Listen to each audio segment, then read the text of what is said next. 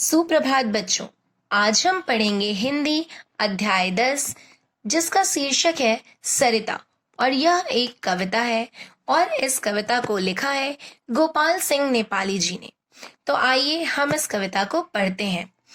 यह लघु सरिता का बहता जल कितना शीतल कितना निर्मल, हिमगिरी के हिम से निकल निकल यह विमल दूध सा हिम का जल, कर कर निनाद कल कल छल छल बहता आता नीचे पल पल, तन का चंचल मन का विह्वल यह लघु सरिता का बहता जल, निर्मल जल की यह तेज धार करके कितनी श्रृंखला पार बहती रहती है लगातार, गिरती उठती है बार बार, रखता है तन में कितना बल यह लघु सरिता का बहता जल, करके मरुमूलों का सिंचन लघु जल धारों से आलिंगन, जल कुंडों में करते नर्तन करके अपना बहु परिवर्तन, आगे बढ़ता जाता केवल यह लघु सरिता का बहता जल।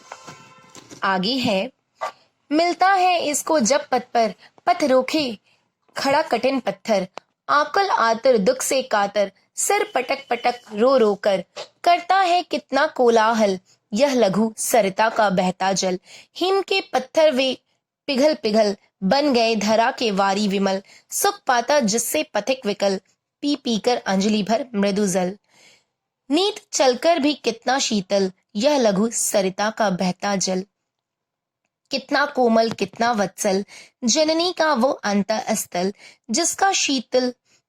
जिसका वह शीतल करुणा जल बहता रहता युग युग अविरल, गंगा यमुना सरयू निर्मल यह लघु सरिता का बहता जल। बच्चों, इस कविता में सरिता अर्थात नदी के बारे में बताया गया है और नदी के जल के बारे में व्याख्या की गई है कि नदी का जल कैसा होता है। बच्चों, नदी का जल बहता रहता है हमेशा और वह शीतल यानी कि ठंडा, निर्मल यानी कि पावन साफ होता है। और वो जब बर्फ हिमगिरी यानी पहाड़ों से, वैसे पहाड़ जिन पर बर्फ जमे होते हैं, उन पहाड़ों से जब निकलकर बहता है तो ऐसा लगता है जैसे बर्फ से पानी नहीं बिल्कुल दूध नीचे बह रहा हो और गिर रहा हो। यह जल आवाज करते हुए कल कल छल छल की नीचे बहता हुआ आता है। यह जल चंचल होता है और मन से काफी कोमल होता है, शीतल होता है, इसलिए हमें ठंडा ठंडा लगता है। जल की यह धार काफी तेज होती है और न जाने कितनी मुश्किलों और बाधाओं को पार करती हुई उठती गिरती हुई लगातार बहती रहती है।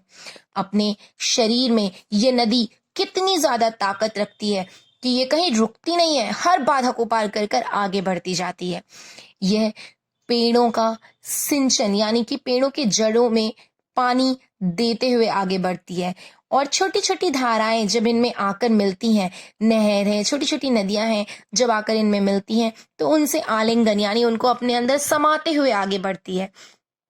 और अलग अलग तरह तरह के जल कुंडों में नर्तन यानी कि जगह जगह जब एक नदी एक जगह से बहकर उसका अंत जहां तक आता है, उस अंत में पहुंचने से पहले वो अलग अलग बहती रहती है। कभी पूरब में बह रही है तो किसी जगह पर वो थोड़ी सी टेढ़ी होकर उत्तर पूरब हो जाती है। ऐसे कर कर नदी बहती रहती है और अपना बहुत सारे परिवर्तन अपने अंदर चेंजिंग लाती रहती है, लेकिन नदी का जल रुकता नहीं है, बहता चला जाता है। जब रास्ते में नदी को पत्थर खड़ा मिलता है, चट्टाने मिलती है, तो भी नदी के जल को थोड़ा सा मुश्किल होता है उसे पार करने में। यानी कि ये जब लहरें इससे टकराती हैं तो कवि कह रहा है कि लहरें अपना सर पटक पटक कर रोती हैं और कोलाहल करती हैं, आवाज करती हैं, शोर करती हैं, लेकिन फिर भी नदी का जल बहता चला जाता है। इस नदी के जल को पीकर राहगीर बिल्कुल शांति पाते हैं। और ये नदी का जल इतना ज्यादा चलता है लेकिन उसके बावजूद भी हमेशा ठंडा रहता है, यानी कि कहाँ से इसका उद्गम स्थल कहाँ है, ये कितनी दूर से आ रहा है, लेकिन फिर भी इसका जल ठंडा ही रहता है। ये कभी गर्म नहीं होता, गुस्सा नहीं करता।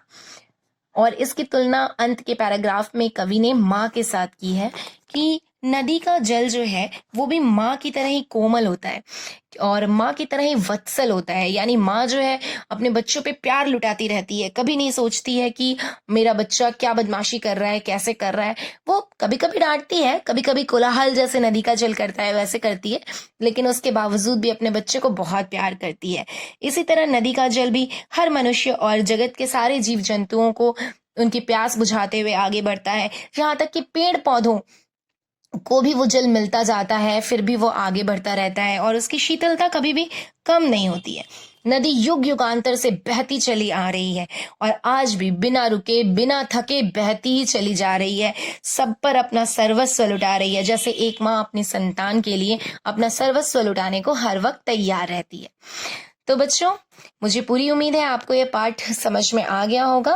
बच्चों, इसमें पाठ में कुछ कठिन शब्द दिए गए हैं, इन कठिन शब्दों को आप जरूर पढ़िएगा और याद कीजिएगा, जिससे आपको इस पाठ में कविता का अर्थ समझने में आसानी होगी और आप अच्छी तरह से यह पाठ पढ़ पाओगे।